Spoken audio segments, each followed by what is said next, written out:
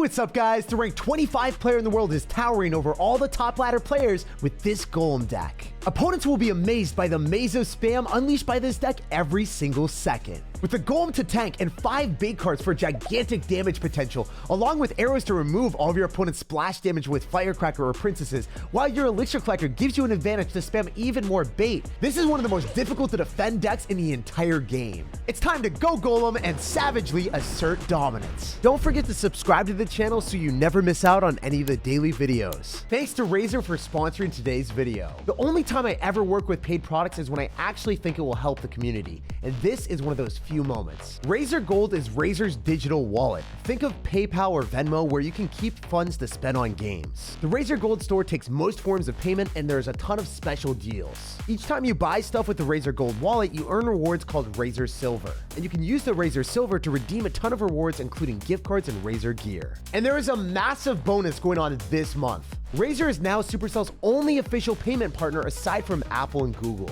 And Supercell is giving Razer Gold customers a special offer of 10% bonus gems with every purchase. So if you're going to be spending any money on Supercell games, it doesn't make sense to buy anywhere else besides Razer Gold. Otherwise, you're tossing free gems in the trash. When you use your Razer Gold wallet to make a purchase on Supercell games, use these promo codes for an instant 10% rebate. For Clash Royale, use TAG10. For Clash of Clans, use 10 COC, and Brawl Stars is 10 Brawl. This is actually one of my favorite sponsorships that I've done in a while. Being able to say, hey, you know, you get 10% off on the games that you're probably spending money on. Go check out the description of the video. There's going to be a link there. And you don't even have to spend money on Clash Royale. It could be any of the other Supercell games. And enjoy the free 10% this month. It ends in September. Lots of love to everyone that's using credit code SirTag to support the channel. All right, we got a game against Caval. Let's go. You guys know the deal. I really want to go in for like a skeleton army, but I don't want to do it too soon. There's always a chance that the opponent will spam at the river, and cycling the only ground defense that I had in my hand, that would have been absolutely awful. So if you've got Minion Horde and you've got Skeleton Dragons, I would personally prefer to go and cycle my Skeleton Dragons since they're slightly more robust, and also on top of that, you know, they cost less elixir, so it's less of an investment. Wait, the guy just dropped his miner right when I dropped my Elixir Collector. I think I just got blessed with the best luck in the game. Not gonna lie, that is awesome. So, since we have an entire Elixir Collector on the field and he's zapping as well, wait, he doesn't have a good card cycle right now. He can't parade through because he's going to go directly into a skeleton army. Oh, that's not what we wanted to see. Okay, I mean, maybe it is. Because if he's got Fireball plus Zap and he can't kill the 3 Musketeers, what if I just do this? What if I just full send, baby? This might be the dumbest thing ever, but I want to do it. 3 Musketeers behind a Golem is really fun because if your opponent doesn't end up having any big spell, they're done. Okay, I'm gonna go gambling right now, guys. We're going deep. We're gonna drop everything we got. The non-stop spam. Skeleton Dragons, Barbarians, 3 Musketeers, all on the same side. I am a man of one way. I only know what to do by covering the other side and spamming in the right direction. Let's go, guys. Let's make sure that there's nothing left over as we spam the left-hand side. Come on now, let me 3 crown. Come on, Skeletons, you know you got this. The guy gave up. He just succumbed to defeat, and he did not want to play the game anymore. Imagine the mental fatigue that you must get after you lost to someone that legitimately spammed every single one of their cards on the left-hand side at the river. That's what just happened to that guy. All right, we got a game against Fire Pig. Hopefully, we can light a fire under his belly to start spamming into our barbs. If we can just drop our barbs at the start, it's going to be the best play if he doesn't want to cycle anything. We can use our Skeleton Army or Minion Horde to defend the other side. Oh, man. I guess we're getting the firing squad right now from the Fire Pig. Not ideal, dropping the Barbarians directly into the Sparky, but we can still make it out alive, potentially. I'm going to go for a Golem here so that I can start to soak up a lot of the Sparky damage. Oh, come on. This is some sick joke. He's literally got a Fisherman with a Sparky to go and counter my Golem. How am I going to win this match? There's no doubt he's going to have arrows. He has to have arrows in this deck. If you're running something like this and you don't have arrows, you are the definition of a wild child. Fortunately for us, we are able to kill the Sparky, finish off the Fisherman, and then maybe get the minions near the tower. Oh, he's just going to Goblin Giant instead. And Electro Wizard. Well, that's not great for me, but we can still work with what we got. I'm going to Skeleton Army as quickly as I can just to be able to finish that off. Oof, he's going to go for a log. That's okay, though, because if we're able to finish off the Spear Goblins, have the Skeleton Dragons counter push, go in for the Elixir Collector, we might be able to get an advantage. Generally, with this type of deck, I don't even care about eating some damage on my tower. If the Dark Prince is going to charge on me, I'd rather get a full Elixir Collector and then be fulfilled by the fact knowing that, you know, the Evolved Barbarians, they're going to stop any other subsequent pushes that my opponent will try to parade through with. Dark Prince can deal like half of my tower maybe, especially combined with the Goblin Giant damage earlier. But if I have an Elixir advantage, you can't really take that away from me. I'm going to go in for the Golem right now. And I actually did not see any sight of arrows. So maybe we can make something happen with our minion horde. I want to go for Evolved Barbarians in the left, away from the Sparky, and then I want to go in for a minion horde in the right, in the same side as the Sparky. At least that's what my game plan is right now, and we'll see if it works. Yeah, so Sparky's coming down. We're going to make him spend all of his elixir, and then I'm going to evolve Barbarians in the left. He has to have precedence to defend the minion horde, right? That's the scariest card for him. But if he focuses on defending that, then he can't defend against the evolved Barbarians. So we've got double the trouble, and both sides are in some serious threat. Come on, man. Let's get it. If we have 3 Musketeers on the same side as his Electro Wizard and his Phoenix, we can maybe even go in for like a Skeleton Army here as well. I seriously can't believe that the Evolved Barbarians did that amount of damage. All right, let's go in for our Skeleton Army here and then just soak it up, please. If I can get a Golem down and protect ourselves so that none of the Musketeers die afterward, we could be okay. I just need this Musketeer to stay alive. Don't die to the Spear Goblins. Don't do it. Let's go. That's huge. That's the value that we needed.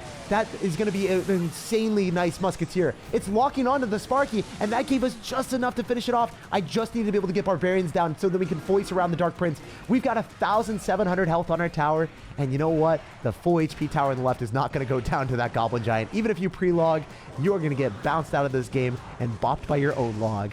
GG and well played, and we'll jump on to the next one. I'm super happy that we were able to destroy Fire Pig despite him having a Fisherman and also a Sparky to crush our Golem.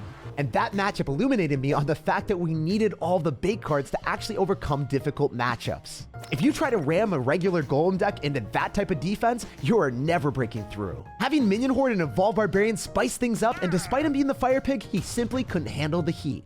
Yo, we got a game against Mr. Lobster, or Lobster. Wow, I really thought his name was going to be Lobster. I was like, Yo, a decadent meal for us. But I don't think so anymore. We're not going to have a feast. We're not going to engage in the lobster duels.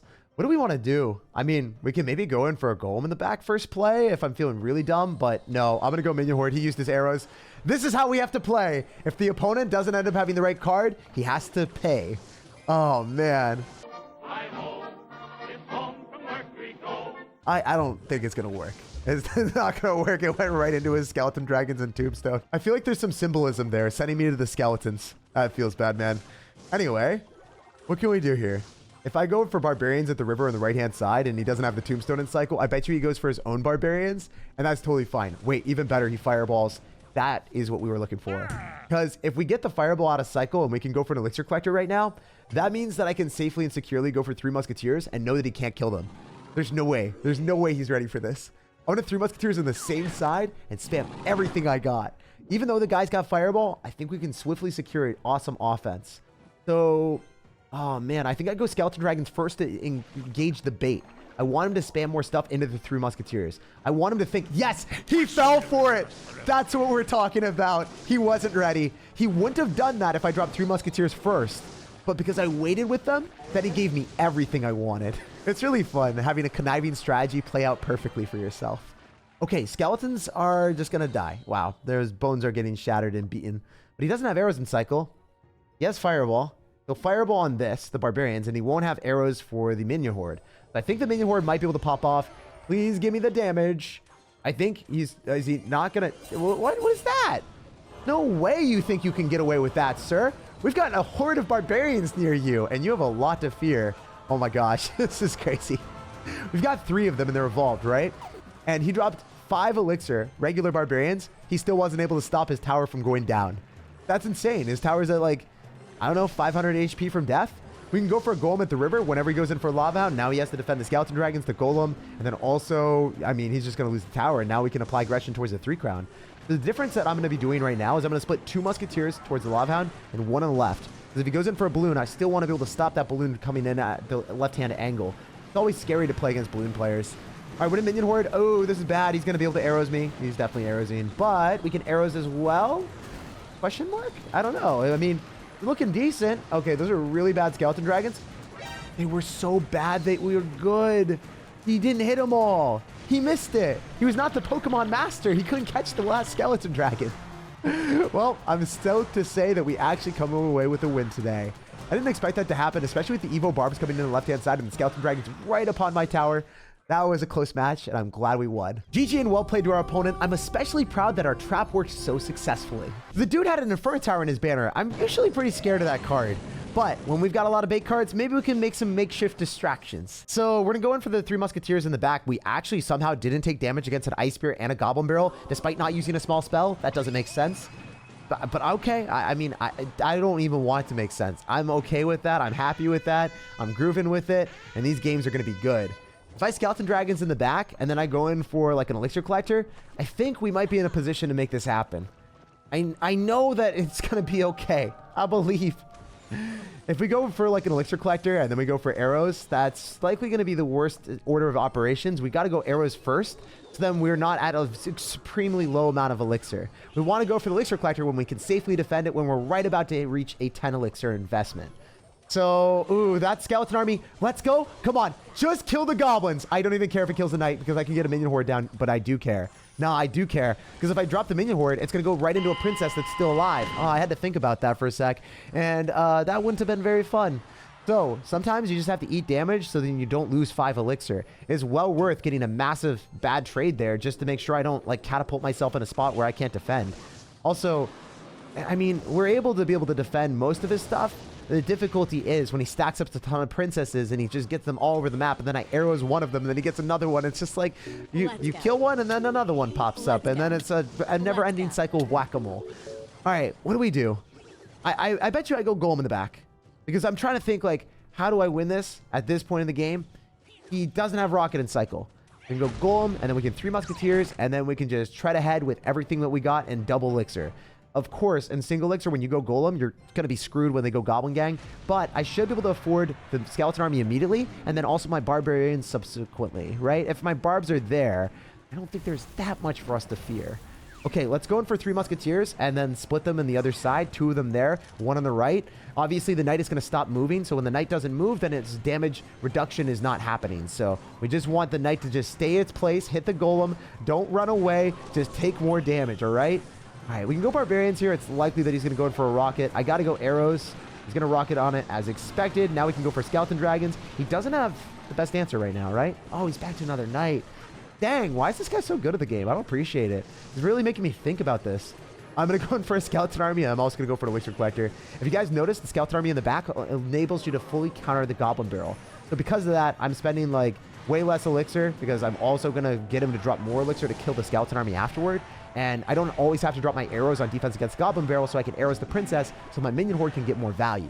That's the strategy. It's looking decent, and I think we're just going to keep rolling with the spam. If I split up our 3 musketeers, I believe since he's not going to have rocket immediately, we can go and rock our way through with our barbarians on the left, and then maybe force out the rocket there, especially since his princess is in the right-hand side. I don't know if this is going to be good for him. We wanted arrows on the Tesla. The Tesla after the buff is so crazy. It just does so much more work. He's going to rock it, right? I don't think he's able to stop that. The 2 musketeers damage per second is insane. He had to go Tesla on top, and I don't think this is something you can stop. Come on, baby. Just a little bit more love for the Golem. Just some Golem explosion, and then we're good to go. Also, look at the knight evolution on the left-hand side. It was going to pretty much take my tower, too. Fortunately, we were able to snag the bag before he was. And the skeletons were a part of the cleanup crew saying good night to the knight. You guys know the deal. Whenever we get our elixir collector as our 5th card, we always want to cycle to it. I'm going to skeleton army at the start. It's the cheapest way of doing it. And I guess I can go for elixir collector in the middle. Barbarians are going to be super steady no matter what our opponent spams. He dropped his miner before he saw the elixir collector. That is a huge win for me. He didn't want to leak more elixir because he was up in the interaction after dropping the zap on top of the skeleton army. So he's up 1 elixir. He's like, yo, I got to go get rid of the elixir advantage and get something out of it. And he ended up getting nothing because obviously the elixir collector right now is just giving us the advantage back. So I can go for the Golem in the back on the same side that he already has all of his damage, because obviously we want to make sure that we protect that lane. You generally want to go and build up your pushes in your lower health tower, so then your opponent has to spam in the side that they've done no damage. Oh, wait, he just arrowed. He doesn't know. He thinks it's a standard Golem deck. He thinks that I would never run a minion horde. I feel so memey whenever I do stuff like this, but it's way more fun. And now, I think maybe my opponent's done. We're gonna go for 3 musketeers at the river, because obviously he just used his zap. He has no elixir because he doesn't have the barbarians in cycle and he just dropped 5. And now his towers are taking a dive. So we're gonna go in for a skeleton army here, and I believe that we 3 crown. Oh my gosh, this is disgusting. Again, simple strategy of spamming everything at the river, at the bridge, on one side is the way to win.